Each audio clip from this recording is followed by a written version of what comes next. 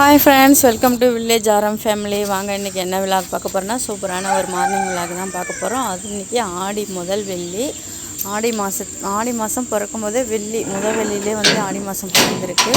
நம்ம நைட்டே வந்து வீடெல்லாம் ஃபுல்லாக சுத்தம் பண்ணி வச்சு க்ளீன் பண்ணி வச்சுட்டா காலையில் எழுந்து சாமி கும்பலாம். பாருங்கள், 3:30க்கெல்லாம் எழுந்து குளிச்சுட்டு வாசலாம் தெளித்து கோலம் வச்சாச்சு.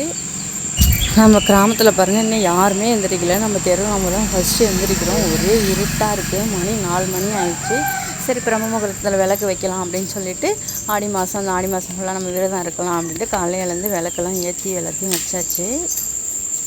காலையில் எழுந்து நம்ம குளிச்சுட்டு விளக்கெல்லாம் வச்சு சாமிலாம் கூட்டால் ரொம்ப அப்படியே ப்ரைட்டாக இருக்கிற மாதிரி இருக்கும். வெளியில் விளக்கேற்றியாச்சு. இப்போ அடுத்து பிள்ளைங்கள்லாம் எழுப்பி விட்டுட்டு அடுத்து பூஜை ரூம்லேயும் போய் நம்ம விளக்கு வைக்கலாம்.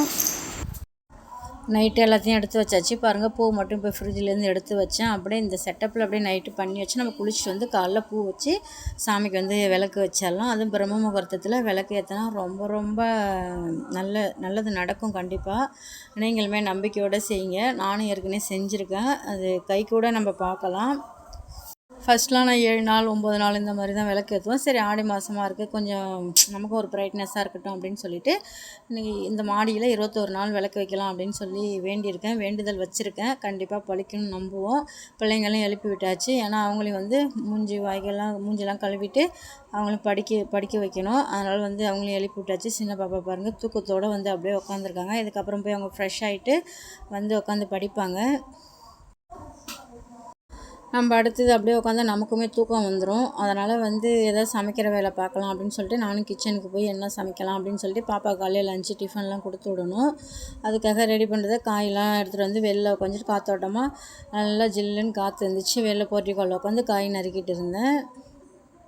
எல்லாமே நம்பிக்கை தான். நடக்கும் நடக்காதுங்கிறது அடுத்த ஒரு இது. நம்ம என்ன நினைக்கிறோமோ அது கண்டிப்பாக நடக்கணும். நம்ம நம்பினா கண்டிப்பாக அது நடக்கும்.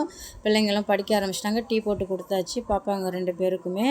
அவங்க வந்து சின்ன பாப்பா பாருங்கள், பிஸ்கட் தொட்டு சாப்பிட்டு அவங்க அடுத்து படிக்க ஆரம்பிச்சிட்டாங்க. நம்மளும் வந்து இன்றைக்கி வெள்ளிக்கிழமைங்கிறதுனால நம்ம சாம்பார் தான் வச்சுருக்கோம். ஒரு பக்கம் துவரம் பருப்பு வேக வச்சாச்சு. குக்கரில் வெந்துருச்சு. சரின்ட்டு ஒரு பக்கம் கேரட், பீன்ஸ், கத்திரிக்காய், மாங்காய், முருங்கைக்காய் போட்டு சாம்பார் வச்சிடலான்ட்டு சாம்பார் ரெடி பண்ணிட்டு சாதமத்துக்கும் வச்சாச்சு. கூடவே பொரியல் வந்து உருளைக்கிழங்கு பொரியல் தான் வச்சுருந்தோம். உருளைக்கிழங்கும் அப்பளமும். ஏன்னா வெள்ளிக்கிழமை சாமி கும்பிடணுங்கிறதுனால நம்ம ரெகுலராகவே வெள்ளிக்கிழமைனாலே சாம்பார் தான் வைப்போம். மற்றபடி எந்த குழம்பும் வைக்க மாட்டோம். நான்வெஜ்ஜும் எடுத்துக்கவே மாட்டோம். சமைச்சிட்டே இருந்தோம். ஒரு பக்கம் தண்ணி வர ஆரம்பிச்சிச்சு. மணி 6 ஆயிடுச்சு. அப்புறம் பசங்களாம் இனிமேல் ஸ்கூல் கிளம்புவாங்க. பாப்பா குளிச்சுட்டு வர சொல்லியாச்சு. அவங்களும் குளிச்சுட்டு வந்து அவங்க தண்ணி பிடிக்கிற வேலை. அவங்க வந்து வேலையை வந்து 2ஆக பங்கு பிரித்து கொடுத்துருக்காங்க.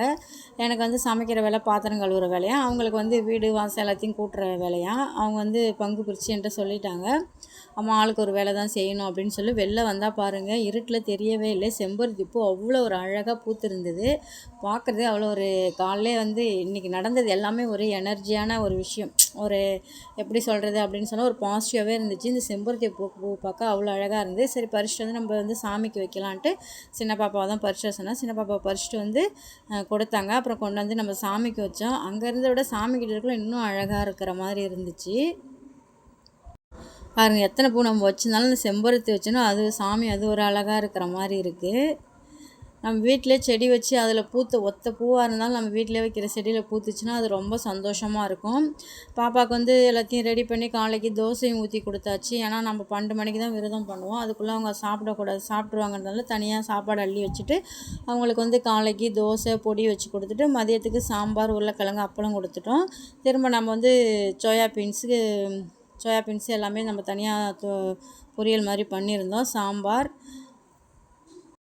சோயா பீன்ஸ், அடுத்தது வந்து சாதம், ஒயிட் ரைஸ், அப்பளம், உருளைக்கிழங்கு, கோஸ் பொரியல் எல்லாமே ரெடி பண்ணி வச்சுட்டோம். நம்ம காலைல எழுந்தோடனே இட்லி மாவும் அரைச்சி நைட்டுக்கு வந்து இட்லிக்கும் வச்சாச்சு. எல்லாமே முடிச்சுட்டு பாப்பா ஸ்கூல் அனுப்பிட்டு பக்கத்தில் இருக்கிற சிவன் கோயிலுக்கு தாங்க வந்திருந்தோம். நானும் எங்கள் அண்ணியும் வந்து துர்க்கை அம்மனுக்கு வந்து ராகுகாலத்தை விளக்கு போட்டுட்டு போகலாம் அப்படின்னு சொல்லிட்டு வந்து சாமிலாம் கும்பிட்டுட்டு அப்புறம் ராகுகாலம் முடிஞ்சிச்சு. மணி 12 ஆயிடுச்சுங்க. அப்புறம் நம்ம சமைச்சி வச்சுருக்க சாப்பாடெலாம் வச்சு சாமிக்கு வந்து நீர் மாற்ற வேண்டியதான். வெள்ளிக்கிழமைனாலே ஒரு எனர்ஜி இருக்கும். அதுவும் ஆடி வெள்ளினா கேட்கவே வேணாம். அவ்வளோ ஒரு பாசிட்டிவாக இருக்கிற மாதிரி இருக்கும்.